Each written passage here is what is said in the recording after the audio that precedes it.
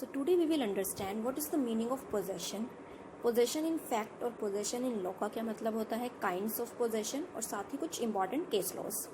तो सबसे पहले देखते हैं what is the meaning of possession। The act of having or taking something in your control। कोई आपके पास चीज़ है या आपने किसी चीज़ को अपने कंट्रोल में ले लिया तो इसका मतलब आपने वो चीज़ पोजेस कर ली है। इसको 9 पॉइंट्स दिए गए हैं out of 10 points of law. इसका मतलब पोजेशन का टाइटल को ऑनरशिप के टाइटल से भी ज़्यादा स्ट्रॉन्ग माना जाता है। किसी पर्सन के पास अगर पोजेशन हो तो ये ऐसा लगता है कि वो पर्टिकुलर थिंग उसी पर्सन को बिलोंग करती है, बिकॉज प्राइमा फेसाई यही लगता है। प्राइमा फेसाई एविडेंस होता है ये ऑनरशिप का, जब तक दूसरी पार्टी इसको रिबट नहीं कर देती, उसके अपोजिट कुछ प्रूव नहीं कर देती। अब आता है possession in fact. Possession in fact को हम डी फैक्टो पोजेशन भी बोलते हैं। इसका मतलब होता है कि एक पर्सन का क्या रिलेशन है एक थिंग के साथ जो वो पोजेस कर रहा है।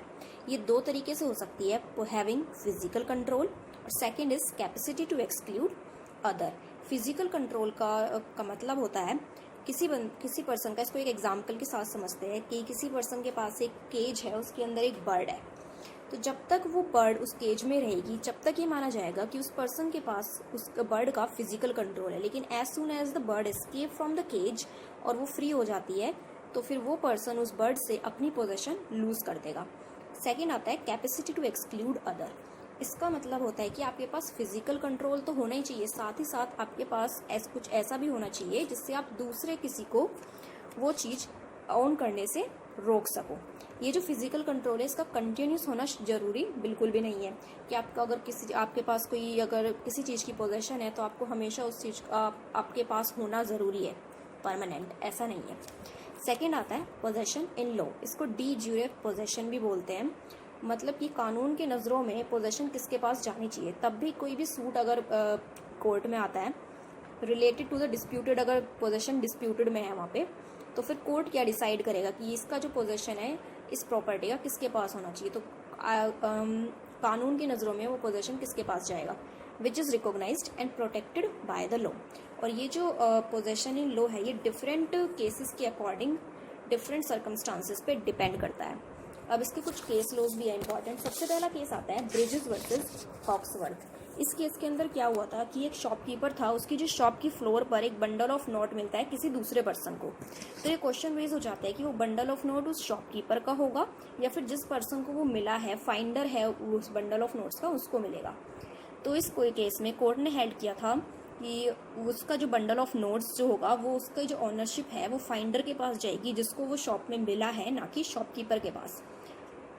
बिकॉज शॉपकीपर का कोई इंटेंशन नहीं था to exclude other people from the bundle of notes, क्योंकि उसे पता ही नहीं था उसकी एग्जिस्टेंस के बारे में कि उसकी शॉप पे कोई ऐसा बंडल ऑफ नोट भी है। सेकंड केस आता है हमारा Elvis versus bridge gas company.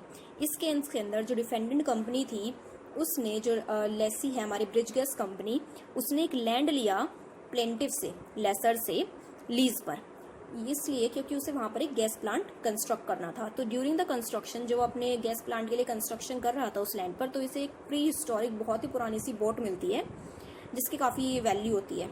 तो अब ये क्वेश्चन रेज हो जाता है कि वो जो प्री हिस्टोरिक बोट है वो लेसर की होगी या फिर लेसर की। तो कोर्ट ने हेल्ड किया कि वो उसका जो फर्स्ट पोजेशन और बेटर टाइटल लेसर के पास है, बिकॉज वो उसके लैंड पर मिली है। तो इसके अंदर प्लेंटिफ के पास उसकी पोजेशन चली गई थी। थर्ड केस हमारा आता है साउथ स्टैफर्डशायर वाटर वर्क वर्सेस शर्मैन। इसको फेमसली गोल्ड रिंग केस के नाम से भी जाना जाता है। इसके अंदर एक प्लेंटिफ की कंपनी थी, उसका एक लैंड था, उसके ऊपर एक पॉन्ड बना हुआ था। तो एक एम्प्लॉय उसकी सफाई कर रहा था उस पॉन्ड की। जब वो सफाई करता है तो उसको वहाँ पे से गोल्ड रिंग्स मिलती हैं उस पॉन्ड के अंदर से। तो अब ये क्वेश्चन रेज होता है कि वो गोल्ड रिंग्स किसको बिलोंग करेंगी, जिसके पर लैंड पर वो तालाब बना हुआ था या फिर एम्प्लॉय जिसको वो मिली है ड्यूरिंग द जब वो सफाई कर रहा था। तो कोर्ट ने हेल्ड किया कि ये प्लेंटिफ के पास जाएंगी जिसकी वो लैंड पर पॉन्ड बना हुआ था, बिकॉज उसका ही बेटर और फर्स्ट पोजेशन का जो टाइटल है वो प्लेंटिफ के पास।